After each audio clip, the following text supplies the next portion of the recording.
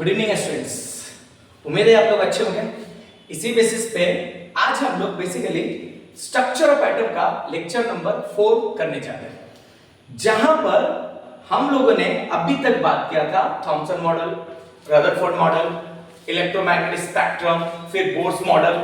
आज हम लोग बेसिकली यहां तक जो मॉडल था, basically Thompson model, Rutherford model, Bohr's model, यहां तक बेस क्या था कि पूरा जो एटम है उसके अंदर जो इलेक्ट्रॉन पाया जाता है या प्रोटॉन पाया जाता है, न्यूट्रॉन पाया जाता है, ये जो भी कुछ था उसको पार्टिकल मानकर पूरा एक्सपेरिमेंट आपको लेक्चर नंबर 3 तक किया गया है।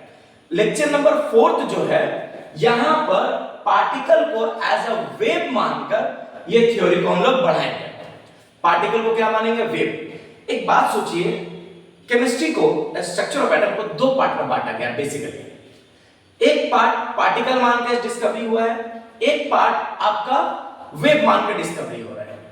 ध्यान से, स्ट्रक्चर ऑफ एटम को 2 पार्ट में बांटा गया है।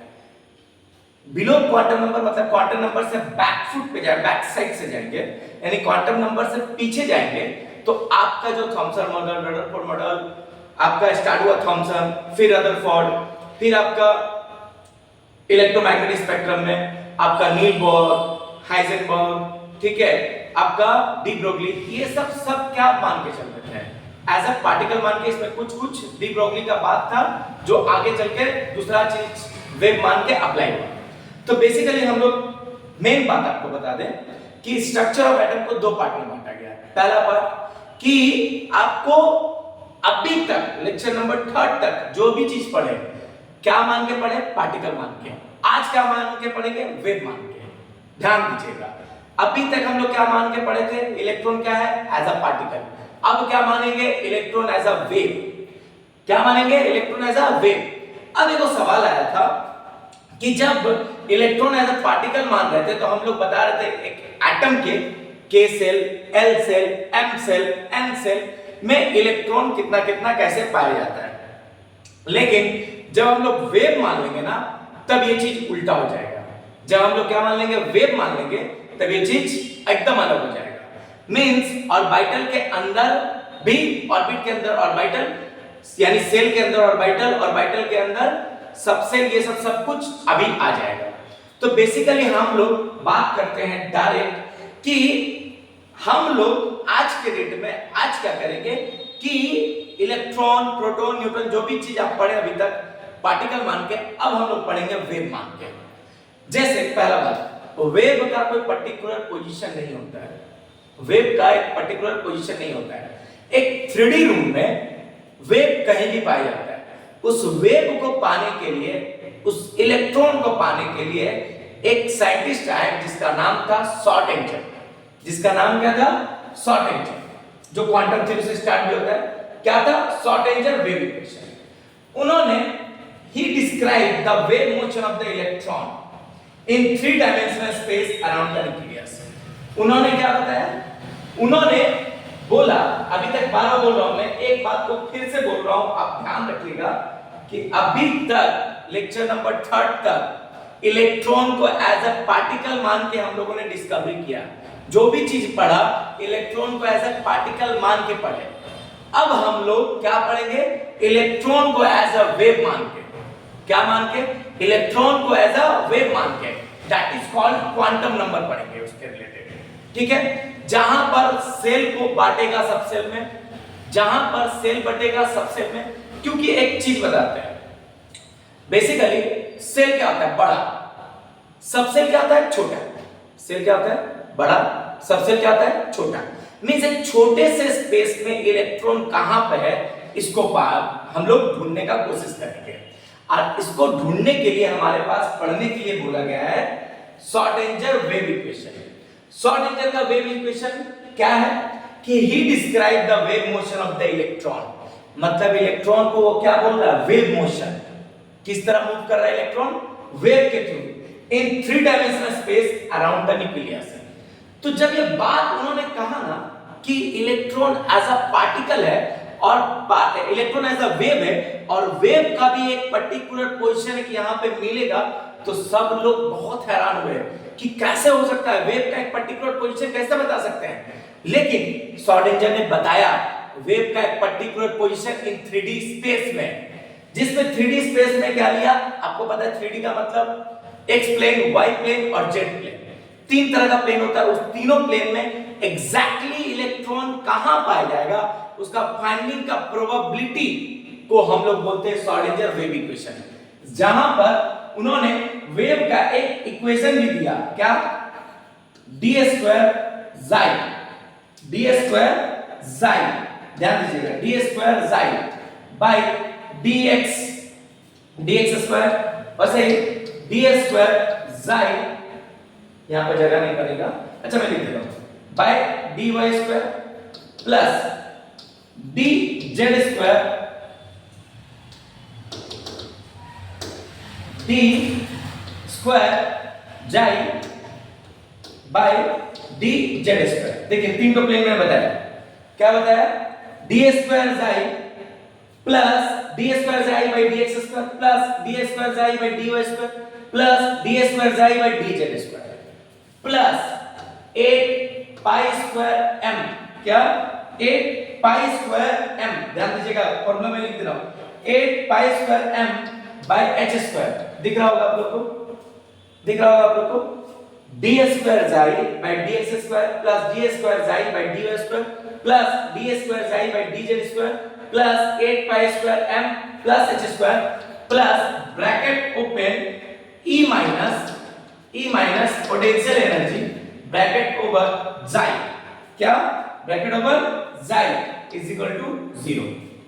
देखिए मैं फिर से रिपीट कर रहा हूं फॉर्मूला, श्रोडिंगर का वेव इक्वेशन क्या है, ये इलेक्ट्रॉन फाइंडिंग करने का प्रोबेबिलिटी है, क्या प्रोबेबिलिटी है, इलेक्ट्रॉन फाइंडिंग करने का, जहां पर D square psi by dx square plus D square psi by dy square plus D square psi by dz square plus 8 pi square m by h square, फिर energy minus potential energy psi is equal to 0। Clear है, देख लिए, ठीक है। अब सुनिए, अब what is the function of psi square, psi square क्या करता है, जाई स्क्वायर क्या करता है, ये इलेक्ट्रॉन फाइंड करता है, एग्जाम में याद रखना शॉर्ट क्वेश्चन पूछता है, इलेक्ट्रॉन फाइंड करता है इन very small space, very small space में इलेक्ट्रॉन ये फाइंड करता है, कौन, जाई स्क्वायर, याद रखिएगा, जाई स्क्वायर क्या करता है, इलेक्ट्रॉन फाइंड करता है वेरी स्मॉल प्लेस में। तो जाई का मीनिंग क्या है, जाई का मीनिंग सिंपल, तीन तो प्लेन बताता है, एक्स वाई और जेड प्लेन बताता है, सिंपल, ये इंपॉर्टेंट क्वेश्चन नहीं है, जाई तीन तो प्लेन बताता है, ये इंपॉर्टेंट क्वेश्चन नहीं है, लेकिन जाई स्क्वायर इलेक्ट्रॉन फाइंड करता है इन वेरी स्मॉल प्लेस में, याद रहेगा, इन वेरी स्मॉल प्लेस में, मतलब स्मॉल स्पेस में, सिंपल। तो श्रोडिंगर का वेव इक्वेशन क्या है, he described the wave motion of the electron in 3D dimensional space around the nucleus, मतलब इलेक्ट्रॉन को क्या मान रहे हैं, यहां पर वेव मान रहे हैं, इलेक्ट्रॉन को क्या मान रहे हैं, वेव मान रहे हैं, वेव मान रहे हैं, तो उसका वेव जो होगा, तो जाहिर सा बात है लोग तो पूछेगा ना इलेक्ट्रॉन कहां पाए जा रहे हैं, तो इलेक्ट्रॉन फाइंडिंग करने की जो प्रोबेबिलिटी है, उसकी जो वेव इक्वेशन है वो दिस, ये वाली, इलेक्ट्रॉन फाइंड करने का जो वेव इक्वेशन होगा वो वेव इक्वेशन ये है, क्या है, d square psi by dx square plus D square psi by dz square, फिर d square psi by dz square plus 8 pi square m by h square plus e minus pe psi is equal to 0। Clear हो गया, तो इतना दूर 0 clear हो गया। तो जाई स्क्वायर का मीनिंग क्या होगा, इलेक्ट्रॉन फाइंड करता है इन वेरी स्मॉल स्पेस में, ये इसका मीनिंग है, ये इसका मीनिंग है, मतलब श्रोडिंगर वेव इक्वेशन से यही एक क्वेश्चन आता है कि जाई स्क्वायर का मीनिंग क्या है, जाई स्क्वायर से क्या फाइंड किया जाता है, इलेक्ट्रॉन फाइंड किया जाता है 3D स्पेस में, वेरी मतलब बहुत सारा छोटा, बहुत छोटे स्पेस में इलेक्ट्रॉन फाइंड करता है, ठीक है, क्योंकि वेव का ना कोई पर्टिकुलर पोजीशन नहीं होता है, ये 3D स्पेस में वेव कहीं भी पाया जाता है, वो वेव फाइंड करने का, वो वेव में इलेक्ट्रॉन फाइंड करने का ये फार्मूला है, क्लियर, ये श्रोडिंगर का है। तो आपको इस फार्मूला से बात समझ के क्या है, दिमाग में आ गया बात। अब मैं आपको इसके आगे पढ़ाता हूं, समझ गए। बार बोल रहा हूं, अभी मैं क्या मानूंगा, इलेक्ट्रॉन को पार्टिकल या वेव, इलेक्ट्रॉन को मानेंगे वेव, वेव मानेंगे तो वेव का इक्वेशन होगा। और पहला सवाल यही होगा सर, इलेक्ट्रॉन जो पार्टिकल जब मान रहे थे तो एटम के ऑर्बिटल में, मतलब ऑर्बिट में पाया जाता है, जिसको सेल बोलते हो। तो अभी जब हम लोग इलेक्ट्रॉन को वेव मानेंगे तो कहां पाया जाएगा, एक 3D स्पेस में पाया जाएगा, बहुत छोटा स्पेस होगा, उसको फाइंड करने की प्रोबेबिलिटी है। बस सिंपल सवाल है, देखिए वो फाइंड करने के लिए एक छोटी सी एक क्या है, फॉर्मूला है। अब सुनो, अब आता है atomic orbit, wave function of hydrogen और hydrogen like species with one electron and orbital is a region in space around the nucleus where the probability of finding the electron is maximum। आपको क्या मानना है, यही wave function है। आपको क्या करना है, इलेक्ट्रॉन फाइंड करना है जहां पर सबसे ज्यादा से ज्यादा मिल सके, उसी को हम लोग बोलते हैं atomic orbital. And orbital is a region, एक ऑर्बिटल एक ऐसी जगह जहां पर space around the nucleus where the probability of finding the electron is maximum, जहां पे इलेक्ट्रॉन हमको चाहिए सबसे ज्यादा।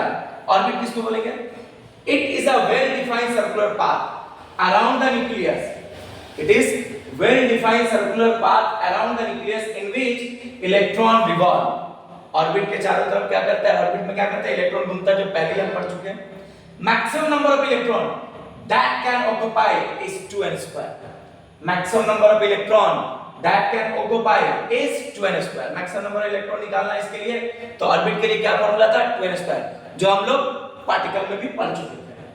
अब आते हैं orbital, it shows the 3D space around the nucleus within which the probability of finding an electron is maximum।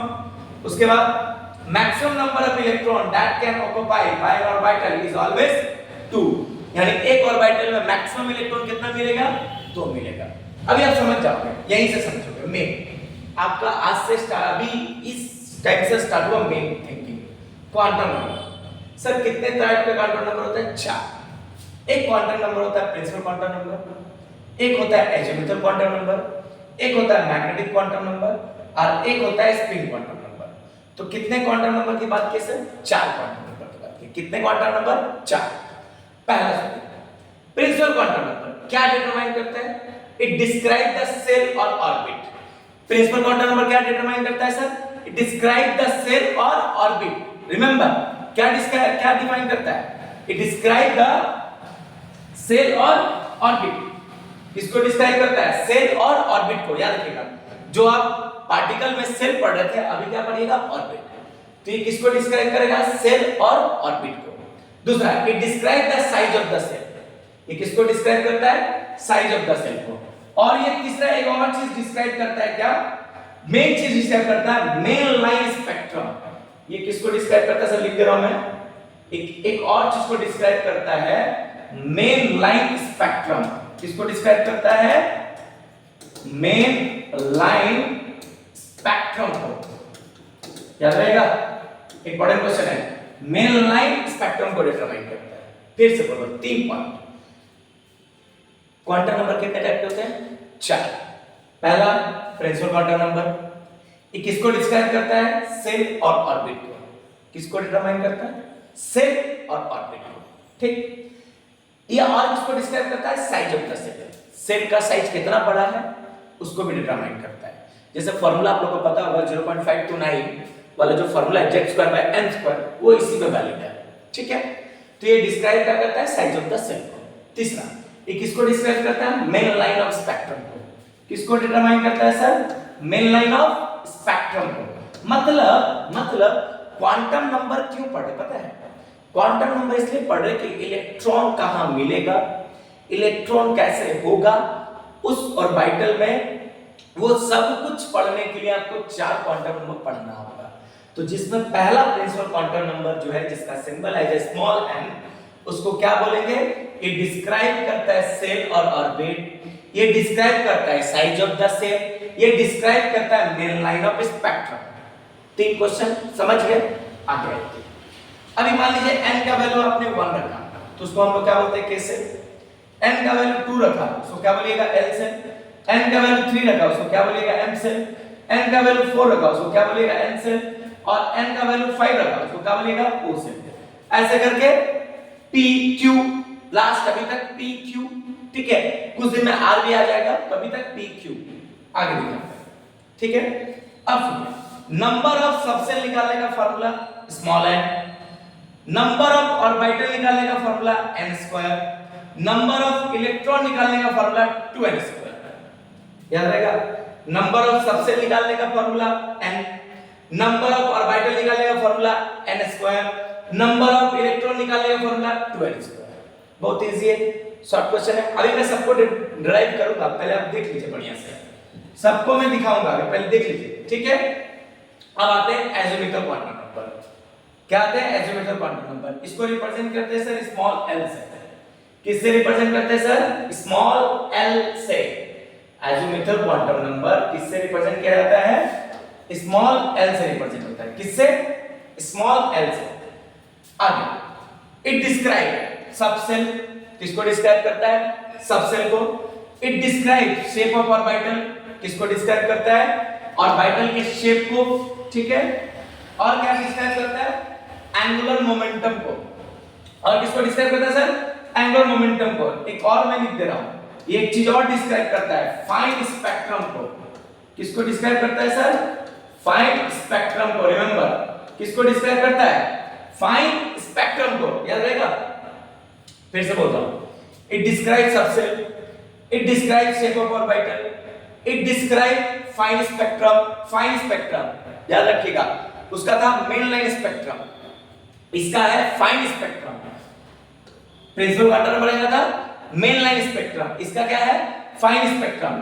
और क्या, orbital angular momentum h/2 pi root under l into l plus 1। क्या, h/2 pi root under l into l plus 1।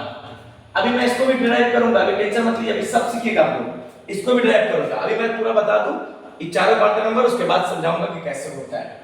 अब आता है magnetic quantum number. क्या होता है sir, magnetic quantum number. Magnetic quantum number क्या होता है, किसको डिस्क्राइब करता है, ओरिएंटेशन ऑफ अ सेल। ये क्या डिटरमाइन करता है, ओरिएंटेशन ऑफ अ सेल। किसको डिटरमाइन करता है, ओरिएंटेशन ऑफ अ सेल। मैं अब आपको एग्जांपल देता हूं, बढ़िया से समझिएगा। अब यहां पर मैं आपको एग्जांपल देता हूं। सबसे पहले मान लीजिए n लिया, क्या लिया, n। यहां पर लिखिए m, l, उसके बाद लिखिए m, पहले इतने लिखिए, उसके बाद n का वैल्यू आप 1 लीजिए। क्या लीजिए, 1 लीजिए, ठीक है। दिख रहा होगा आपको बढ़िया से, मैं थोड़ा और इधर कर दूं। n का वैल्यू 1, l का वैल्यू जो होगा वो -02, देखिए यहां पे लिखा है मैंने 02, देखिए l का वैल्यू 0 to n-1। कहां तक लेंगे, 0 to n-1। तो यहां पर 0 to n-1, तो इसको कैसे लिखिएगा, 0 to l to n-1। Clear दिख रहा है, दिख रहा है क्लियर, वैसे लाइन डाल देता हूं, दिख रहा है।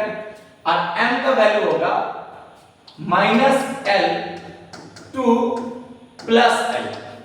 कहां से कहां तक सर, -l से +l तक। अब मैं समझाता हूं, n का वैल्यू 1 रखिए, तो अगर बताइए, अगर मैं n का वैल्यू यहां पे 1 बैठाऊं तो कितना आएगा।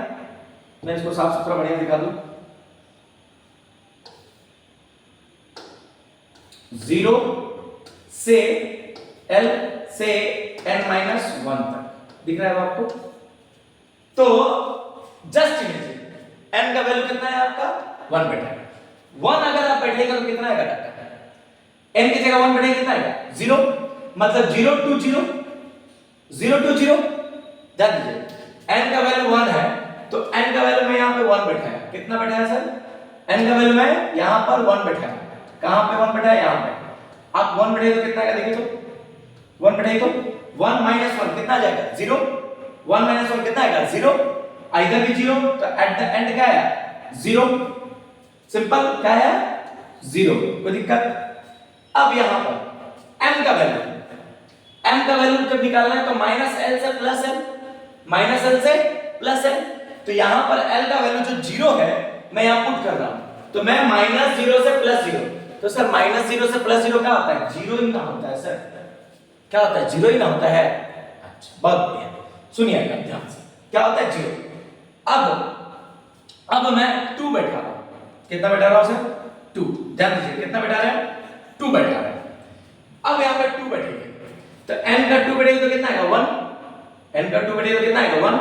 तो 0 से कितना आया, 0 से कितना आया, 0 से कितना आया बताइए, 0 से आया 1, 0 से कितना आया 1, काहे आया सर कि n का वैल्यू 2 बैठेगा तो 2 - 1 कितना होगा 1, तो 0 से कितना 1, तो 0 से 1 मतलब 0 भी और 1 भी, क्या 0 भी और 1 भी, 0 भी और 1 भी।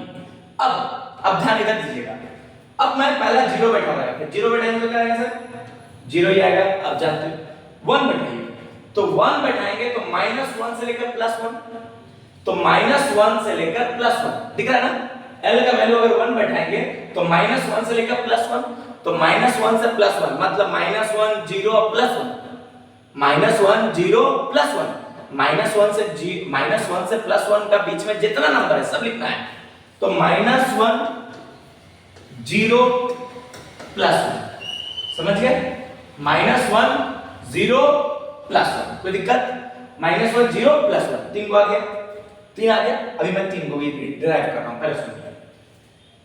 0 को हम लोग बोलते हैं s, याद रखिएगा, मैं इधर लिख दे रहा हूं, 0 को मैं क्या बोलूंगा s, ध्यान से 0 को क्या बोलेंगे s, p को क्या बोलेंगे, 1 को क्या बोलेंगे p, 1 को क्या बोलेंगे सर 1 को बोलेंगे p, 2 को बोलेंगे d और 3 को बोलेंगे f।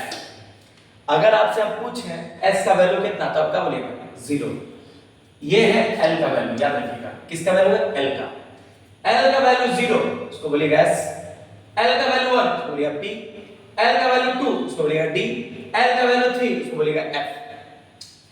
s मतलब होता है स्फेरिकल, शेप क्या होता है सर इसका स्फेरिकल से, p का क्या होता है डंबल, p का क्या होता है डंबल, ठीक है, और d का डबल डंबल, डबल डंबल, याद रहेगा, d का डबल डंबल, याद रहेगा सर,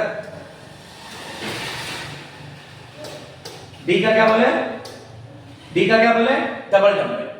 f का क्या होता है कॉम्प्लिकेटेड होता है, तो इसका स्ट्रक्चर ज्यादा क्लियरिटी नहीं है, कॉम्प्लिकेटेड, याद रखिएगा कॉम्प्लिकेटेड होता है स्ट्रक्चर, या बोल सकते हो 8 फोल्ड स्ट्रक्चर होता है, इसीलिए इसको लिया नहीं जाता है।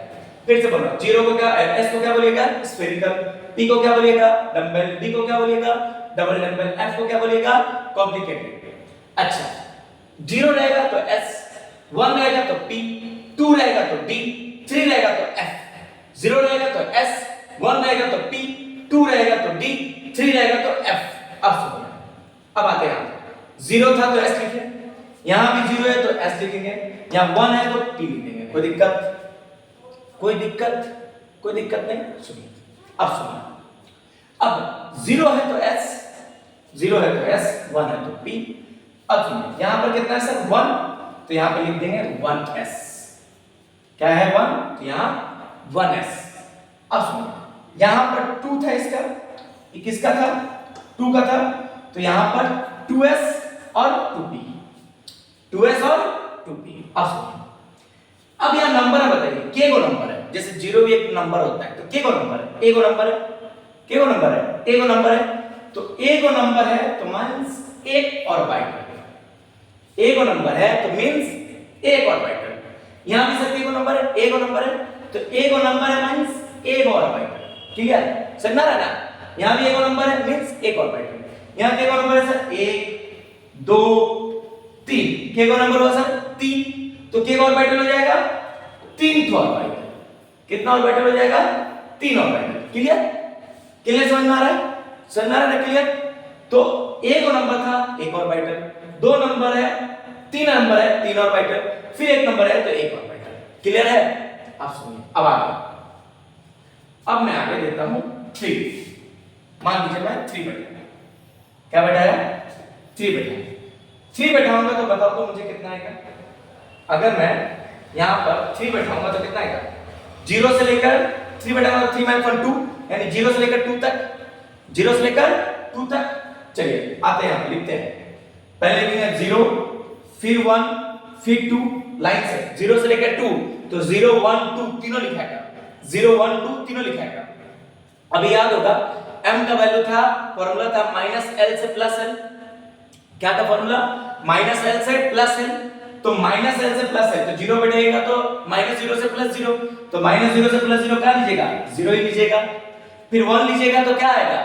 -1 से +1, तो -1 से +1 कितना आएगा?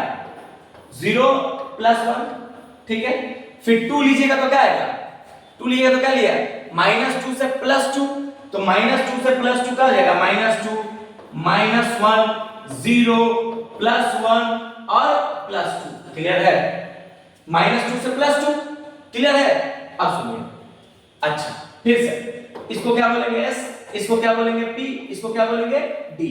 याद है मैंने 2 को बताया था d, देख लीजिए इधर से, 0 को s, 1 को p, 2 को d, 3 को f। तो यहां पर क्या आ गया? 2 के लिए d।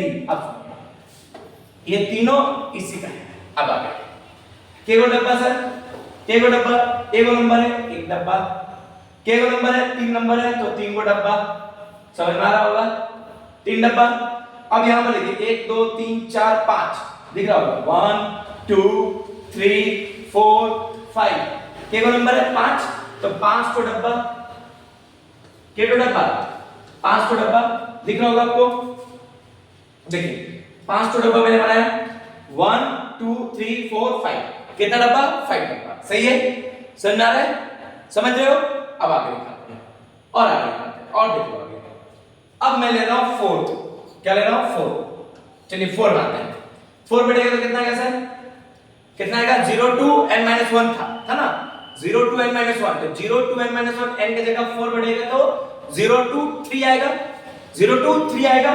तो यहां पे मैंने लिखा 0 1 2 3। क्लियर है? क्लियर है? तो 0 के लिए मैंने क्या बोला था? s, 1 के लिए क्या बोला था मैंने? p, 2 के लिए मैंने क्या बोला था? d, 3 के लिए मैंने क्या बोला था? f। अब यहां पर e सब 4 है, तो यहां लिखेंगे 4s 4p 4d 4f। Clear? 4s 4p 4d 4f। उसी तरह इधर 3 था तो 3s 3p 3d। सही है? सही है ना बाबू? देख लो, सही है? अब आते हैं आगे, नेक्स्ट स्टेप देखिएगा। नेक्स्ट स्टेप समझिए बढ़िया से। अब यहां पर तो 4 यहां पर 0 है, तो 0 बढ़ेगा तो क्या आएगा? क्या आएगा? 0 ही आएगा। देखिएगा 0 ही आएगा। 1 बढ़ेगा तो क्या आएगा? -1 0 और +1। m का वैल्यू क्या था? -l से +l ना, वही बैठा है। -1 2 +1, यही l का वैल्यू है। फिर 2 बढ़ेगा तो -2 -1 फिर 0 फिर +1 फिर +2। सही है? फिर 3 बढ़ेगा तो -3 -2 -1 0 +1 +2 उसके बाद +3। सही है? तो यहां पर देखिए के को डब्बा, यहां 1 डब्बा, यहां 3 डब्बा, यहां 5 डब्बा दिख रहा है, यहां पे 7 डब्बा। गिन के देख लो, देखिए 7 डब्बा हो गया। 1 2 3 4 5 6 7 डब्बा। तो बेसिकली अगर आपको ये समझ में आ रहा है तो एक बात आप सोच के देखिए, एक बात आप सोच के देखिए। अब मैं आपको एक बात समझाऊंगा, देखिए पहले और छोटा कर दो, आपको उम्मीद है दिख जाएगा।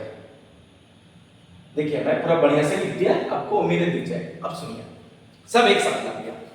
अब सुनिए, अगर एक डब्बा है तो एक डब्बा जब रहेगा तो इसमें एक डब्बा में कितना इलेक्ट्रॉन फील्ड होगा? 2। ये आगे पता चलेगा अभी। एक डब्बा में कितना इलेक्ट्रॉन फील्ड होगा? 2। फिर यहां पर कितना डब्बा है? फिर 3 डब्बा है। 3 डब्बा मतलब 6 इलेक्ट्रॉन। मींस एक डब्बा में 2 इलेक्ट्रॉन, तो 3 डब्बा में 6 इलेक्ट्रॉन, 5 डब्बा में 10 इलेक्ट्रॉन, 7 डब्बा में 14 इलेक्ट्रॉन। तो बोलने का मतलब ही है जिसमें आपका S है, यहां पर मैं लिख दे रहा हूं स्फेरिकल वाले में, इसमें के को डब्बा आएगा? 1 डब्बा। इसमें कितना डब्बा आएगा? 3 डब्बा। इसमें कितना डब्बा आएगा? 5 डब्बा। कितना है? 5 1 2 3 4 5, इसमें कितना आएगा 7 डब्बा। देखिए गिनिए तो 1 2 3 4 5 6 7, कितना डब्बा है 7 डब्बा। तो बोलने का मतलब सुनिए, जो एक डब्बा होगा ना, आगे चल के पढ़िएगा कि एक डब्बा में 2 इलेक्ट्रॉन होता है, तो 3 डब्बा में 6 इलेक्ट्रॉन, 5 डब्बा में 10 इलेक्ट्रॉन, 7 डब्बा में 14 इलेक्ट्रॉन। तो इसमें सिर्फ एक ही डब्बा ऐसा है, मींस ये वाला डब्बा ऐसा है जिसमें ये टूटता नहीं है, जिसमें ये टूटता नहीं है, बाकी सब डब्बा टूटता है। जैसे इसमें 3 डब्बा है, तो इसको हम लोग बोलते हैं px, इसको हम लोग बोलते हैं py, इसको हम लोग बोलते हैं pz। क्या बोलते हैं px py pz, तीनों का एनर्जी ऑलमोस्ट सेम, इसमें तीनों का एनर्जी ऑलमोस्ट सेम। अब आते हैं इस पे, इसको हम लोग बोलते हैं जी dxy, इसको बोलते हैं dyz, इसको dzx, और ये वाला dx² माइनस y², और इसको बोलते हैं dz²। मतलब पांचों पार्ट में बांट दिया। इसमें क्या होता है, इन तीन दो वाला कभी हाई एनर्जी कभी लोअर एनर्जी, ये क्लास 12 में पढ़ेगा, कभी हाई एनर्जी कभी लोअर एनर्जी। जब हाई एनर्जी में रहेगा तो Eg, और जब लोअर एनर्जी में रहेगा तो T2G। इसको पढ़ा जाता है क्लास 12 में कोऑर्डिनेशन कंपाउंड में। अभी मैं आपको बता दिया कि 5 डब्बा में टूटेगा, और से कितने डब्बा में टूटेगा 7। अब सुनिए, तो मैं आपको यहां पर समझाया कि कैसे टूटता है। अब सुनिए, अब आता है इसमें S। S मतलब होता है spin quantum number. Spin quantum number किसको बोलते हैं? स्पिन क्वांटम नंबर उसको बोला जाता है जो 2 इलेक्ट्रॉन एक डब्बा में रहेगा, 2 इलेक्ट्रॉन एक डब्बे में रहेगा। मान लीजिए एक डब्बा है, एक डब्बा में 2 इलेक्ट्रॉन रहेगा, दोनों इलेक्ट्रॉन अपोजिट स्पिन में रहेगा। क्या? अपोजिट स्पिन में। जैसे एग्जांपल के तौर पे मान लीजिए इसको बोलेंगे हम लोग क्लॉकवाइज। क्या बोलेंगे इसको? क्लॉकवाइज। तो इसको हम लोग क्या बोलेंगे? Anti clockwise. क्या बोलेंगे इसको? Anti clockwise. ठीक है, क्या बोलेंगे इसको? Anti clockwise. और एक बात सुनिए, इसको क्लॉकवाइज, इसको एंटी क्लॉकवाइज। एक और बात सुनिए, एक और बात बताता हूं। इसको बोला जाता है क्लॉकवाइज को मान लीजिए प्लस हाफ, तो एंटी क्लॉकवाइज को माइनस हाफ। तो बोलने का मतलब है सर, क्या ये माइनस हाफ ये प्लस हाफ नहीं हो सकता? बिल्कुल हो सकता है। ये एंटी क्लॉकवाइज ये क्लॉकवाइज नहीं हो सकता? बिल्कुल हो सकता है, पलट भी सकते हो, कोई दिक्कत नहीं है, कोई ऐसा मैंडेटरी बोल के नहीं है। बस हाँ, एक ऐसा बात मैंडेटरी है कि एक अगर क्लॉकवाइज होगा तो दूसरा एंटी क्लॉकवाइज होगा। याद आएगा, एक क्लॉकवाइज होगा तो दूसरा एंटी क्लॉकवाइज होगा। मींस एक डब्बा में कितना इलेक्ट्रॉन फील्ड होगा? 2। ये समझ गए बात? ये समझ गए तो बात बोलो, बात समझ में आई कि नहीं? समझना क्या ना? अच्छा, तो अगर मैं आपसे पूछूं एक रैंडमली एग्जांपल लिया, मान लो n का वैल्यू मैंने लिया 3। एग्जांपल n का वैल्यू लिया 3, तो बताइए l का फॉर्मूला क्या था? माइनस, ऐसे डायरेक्ट 0 से l से n माइनस 1, ये फॉर्मूला था सर, ये फॉर्मूला था। तो मान लीजिए n का वैल्यू 3 है, तो अगर 3 बढ़ेगा तो 3 माइनस 1 कितना हो जाएगा? 2। 3 माइनस 1 कितना हो जाएगा? 2 हो जाएगा। 3 माइनस 1 कितना होगा? 2 होगा। तो 0 से 2, तो 0 से 2 मतलब 0 1 और 2, 0 1 और 2। तो 0 को क्या बोलेंगे? S, 1 को क्या बोले थे? P, 2 को क्या बोलेंगे? D। क्लियर? 0 को क्या बोलेंगे? S, P को 1 को क्या बोलेंगे? P, 2 को क्या बोलेंगे? D। अब अगर m निकालेंगे तो m का फॉर्मूला क्या था? माइनस l से प्लस l, है ना? माइनस l से प्लस l। तो मान लीजिए 0 है तो यहां पर क्या आएगा? सिर्फ यहां पर 0 बढ़ेगा तो क्या आएगा? 0 जाएगा। फिर 1 बढ़ेगा तो क्या आएगा था? -1 से +1, मतलब -1 0 फिर +1। क्लियर? फिर 2 बढ़ेगा तो क्या आएगा? -2 -1 0 फिर +1 अब फिर +2। क्लियर हुआ? क्लियर हुआ बात? समझ गए ना तीनों? तो ऐसे करके अब एग्जाम में क्या क्वेश्चन पूछता है मैं आपको वो बता रहा हूं। एक तो क्वेश्चन मेरे पास है जो आपको मैं बताना चाह रहा हूं। देखिए क्वेश्चन में बोलता हूं, एक सेकंड दीजिएगा, क्वेश्चन में निकाल रहा हूं। एक क्वेश्चन है, देखिएगा ध्यान से सुनिएगा क्वेश्चन।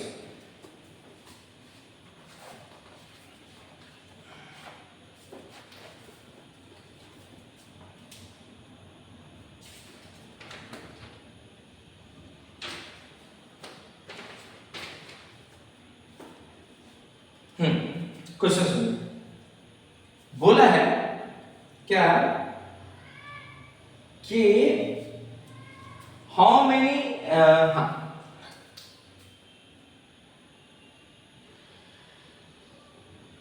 सुनिए क्वेश्चन क्या है। क्वेश्चन बोला है कि n का वैल्यू 3 है, l का वैल्यू 2 है, m का वैल्यू -1 है और s का वैल्यू -1/2 है। ठीक है, तो क्वेश्चन ये है कि how many electrons can be accommodated at most, मतलब इसमें कितना इलेक्ट्रॉन होगा आगे ये कॉन्फ़िगरेशन दिया हुआ है। n का वैल्यू 3 दिया है, l का वैल्यू 2 दिया है, m का वैल्यू -1, l का वैल्यू -1। इलेक्ट्रॉन कितना होगा, मैं डायरेक्ट बोल दूंगा आंसर 1, क्यों पता है, s दे दिया है, ध्यान दीजिए s दे दिया है। s मतलब क्या, s तो एक ही को होता है ना जी, एक ही ऑर्बिटल में 2 इलेक्ट्रॉन होता है। अभी मान लो जो r एक ऑर्बिटल, इतना ऑर्बिटल बैठा दिया, इतना बैठा दिया, ठीक है, तब अलग होगा। अभी रुक जाओ, मैं सबको स्टेप बाय स्टेप समझाता हूं, जल्दी जल्दी करने से आपका गड़बड़ा जाएगा। रुकिए, याद रखिए n का वैल्यू 3, l का वैल्यू 2, मैं पीछे लिखा हूं। n का वैल्यू कितना लिया 3, सर्कल कर लो। l का वैल्यू कितना लेना है 2, सर्कल कर लो। ठीक है, उसके बाद m का वैल्यू -1, m का वैल्यू -1। अब जहां पे 2 लिए हो उसमें -1 करोगे, ध्यान देना। n का वैल्यू 2, रिमेंबर n का वैल्यू 2, सॉरी 3, l का वैल्यू 2, देखो l का वैल्यू 2 मैंने ले लिया। m में क्या बोला था, -1 लेने, -1 लेने। बताओ इसका कितने ऑर्बिटल होता है, 5। देखो ध्यान से समझा रहा हूं, 1 2 3 4 5, 5 होता है। इसमें हर एक डब्बा में 2 इलेक्ट्रॉन होता है ना सर, हर एक डब्बा में कितना इलेक्ट्रॉन होता है, 2 इलेक्ट्रॉन होता है ना। इसमें सिर्फ कौन बोला है, -1, मतलब ए को बोला है, एक डब्बा, मतलब ये डब्बा से, ध्यान समझिए, ये डब्बा से है ना, एक डब्बा, और एक डब्बा में कितना इलेक्ट्रॉन है, 2 इलेक्ट्रॉन दिख रहा होगा आपको। एक डब्बा में कितना इलेक्ट्रॉन है, एक डब्बा में 2 इलेक्ट्रॉन है, 2 इलेक्ट्रॉन है तो एक इलेक्ट्रॉन होगा +½ और एक इलेक्ट्रॉन क्या होगा, -½ होगा ना। एक इलेक्ट्रॉन क्या होगा, +½ एक इलेक्ट्रॉन क्या होगा, -½ आपसे कौन वाला पूछा था, -½ वाला, तो -½ में कितने इलेक्ट्रॉन होगा, एक ना, एक ना होगा, तो आंसर क्या होगा आपका, -½ मतलब कितना इलेक्ट्रॉन, एक इलेक्ट्रॉन। क्लियर है, चलिए और दिखाता हूं, और क्वेश्चन है मेरे पास, देखिए। अब सुनिए, n का वैल्यू 4, n का वैल्यू 4, सॉरी 5, n का वैल्यू 5, l का वैल्यू 3, l का वैल्यू 3, तो आपसे पूछा है कितना इलेक्ट्रॉन होगा, कितना इलेक्ट्रॉन होगा। तो पहले इलेक्ट्रॉन निकालना है सर, तो पहले m निकालना होगा, इसका m निकालना होगा। ध्यान दीजिए, l का वैल्यू कितना लेने बोला 3, n का वैल्यू कितना 5, तो 3 बटेगा, तो 3 बटेगा तो -3 -2 -1 0 +3 +2 +1। क्लियर, के भाई गिने तो 1 2 3 4 5 6 7, मतलब कितना डब्बा होगा, 7 डब्बा। गिनिए 1 2 3 4 5 6 7, 7 डब्बा। और हर डब्बा में कितना इलेक्ट्रॉन होता है सर, हर डब्बा में कितना इलेक्ट्रॉन होता है, 2 इलेक्ट्रॉन, तो टोटल कितना इलेक्ट्रॉन हो जाएगा, 7 इलेक्ट्रॉन। टोटल कितना इलेक्ट्रॉन हो जाएगा, 7 इलेक्ट्रॉन। क्लियर, समझ में आ रहा है, टोटल कितना इलेक्ट्रॉन हो जाएगा, 7 इलेक्ट्रॉन। अब समझा रहा हूं, एक और समझा रहा हूं, एक और देखिए, मान लीजिए एक और है,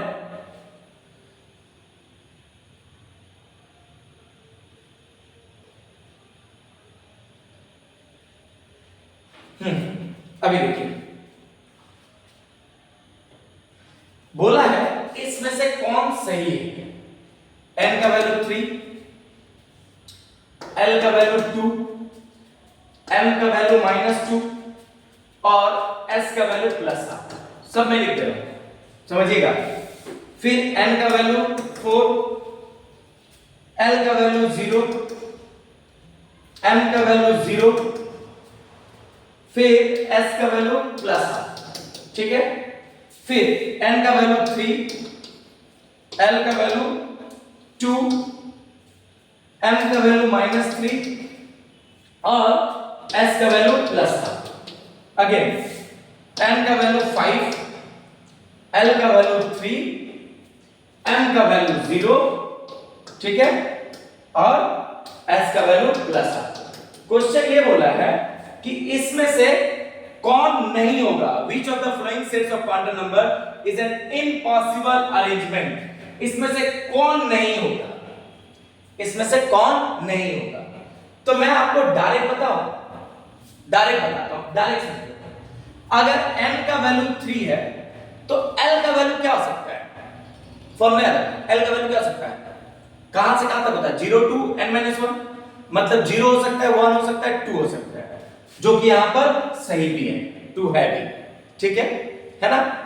और l का वैल्यू अगर 2 बैठाइएगा तो जाहिर सी बात है -3 तो कभी नहीं आएगा, -2 -1 0 +2 +1 यही आएगा, मतलब -3 तो कभी नहीं आ सकता, -3 तो कभी नहीं आ सकता सर, इसका मतलब ये आंसर रॉन्ग है।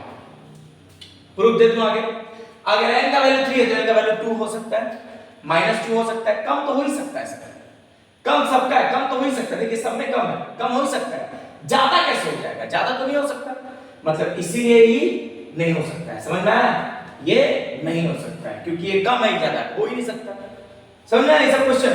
तो एक और ये भी क्वेश्चन बता दूं, तो बोलने का मतलब ये है कि जो 4 सेट्स ऑफ क्वांटम नंबर है उससे क्वेश्चन ऐसे करके पूछा जाता है। एक और पूछता हूं, बोला है, एक और क्वेश्चन बोला है, give orbital angular momentum of 3s, question number 1, दो मैं लिख दे रहा हूं, और 4p ये भी लिखा, और किसका बोला एंगुलर मोमेंटम 3d का, ठीक है, इस सब का एंगुलर मोमेंटम बोला। तो मैं आपको पीछे एक चीज लेके जाना चाहता हूं कि एंगुलर मोमेंटम का फार्मूला मैंने यहां लिखा था, देखिए एंगुलर मोमेंटम का मैंने फार्मूला लिखा था क्या, h/2 pi root under l into l plus 1, h/2 pi root under l into l plus 1, ठीक है, फार्मूला मैं फिर से लिख दे रहा हूं, h/2 pi root under l into l plus 1, यानी angular momentum is equal to h/2 pi root under l into l plus 1। Sir l है आपका एजिमुथल क्वांटम नंबर, l क्या है सर, एजिमुथल क्वांटम नंबर। चलिए बैठाता हूं मैं, हां, पहला h/2 पाई, क्वेश्चन नंबर 1 को डील कर रहे हैं, h/2 पाई रूट अंडर, बताइए s, यहां पर क्या है s, l मतलब 0, पता था ना s का, l मतलब 0, पीछे लिख लीजिएगा, l मतलब 0, तो यहां 0 बैठेगा तो क्या आएगा, पूरा 0 आ जाएगा, 0 टू पूरा कहां जाएगा, आंसर क्या होगा 0, आंसर क्या होगा 0, सही है, समझ गए। अब दूसरा बैठाता हूं, दूसरा बैठाता हूं, h/2 pi root under l, p है सर, p है, क्या था 3p, दिखाता हूं मुझे, एक सेकंड दिखाता हूं,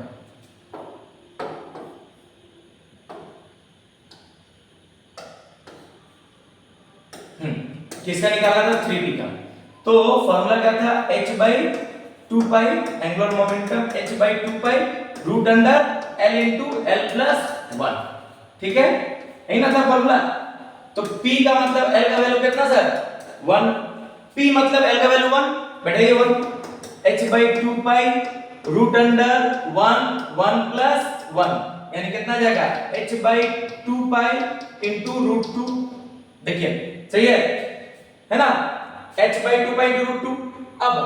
अब क्या कहेगा, 3d भी था, 3d में l का वैल्यू कितना होता है 2 होता है, 3d में l का वैल्यू कितना होता है 2 होता है, तो एंगुलर मोमेंटम का फार्मूला क्या बोला था, रूट अंडर इधर से h/2 पाई l into l plus 1, formula यही है ना, तो h/2 पाई रूट अंडर क्या बैठेगा 2 बैठेगा, तो 2 into 2 plus 1 3, यानी कितना गया रूट 6 into h/2 पाई। देखिए समझ में आया, समझ में आया सर, बोलिए।